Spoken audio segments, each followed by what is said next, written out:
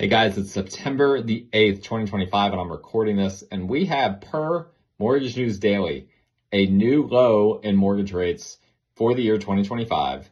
It's now, I believe, they last updated as 6.28%. That's not going to be what everyone's going to be able to get, right? Because it depends on what you can get pre-approved for. Talk to a lender about that. I can connect you with a lender if you need one. But I do want to discuss what's happening here. So what's happening is the bond market is right now predicting essentially that the Federal Reserve and Jay Powell, who is in the headlines a lot these days, is going to not just make a quarter point cut, but actually a full, well, I shouldn't say a full half, just a half point cut. Okay. So instead of 25 basis points, 50 basis points.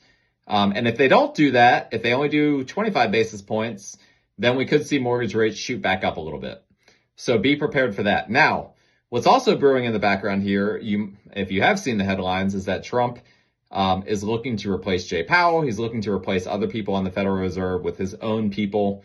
And what could result from this, if he makes these replacements and we get a new Federal Reserve, whether the end of this year or the beginning of next year, that is very, very interested in cutting rates aggressively, the bond market can actually disagree with the Federal Reserve, and the bond market could end up selling off bonds, specifically treasuries. And if that happens, we could see treasury yields going up while the Fed funds rate goes down. And if that happens, even if the Fed's cutting, mortgage rates will go back up. Now, here's the interesting thing. I'm talking about fixed rate mortgages, 15, 30-year fixed rate mortgages.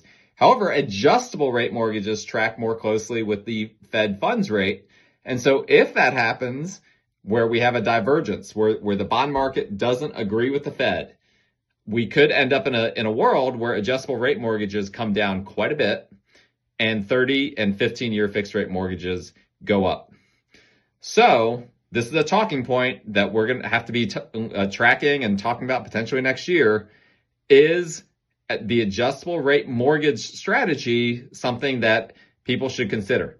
I'm never going to recommend that someone does an adjustable rate mortgage, but just so you guys know, the 30 and 15-year fixed rate mortgages we have in the U.S. is pretty unusual worldwide.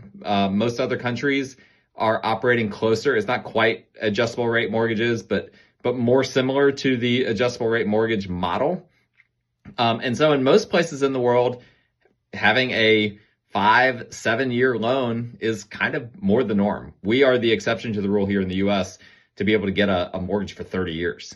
That it just has the same rate for that entire period of time.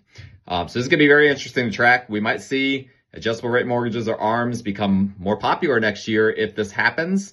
But for the time being, we're all happy. A year-to-date low in 30-year fixed rate mortgage rates, and hopefully that'll continue.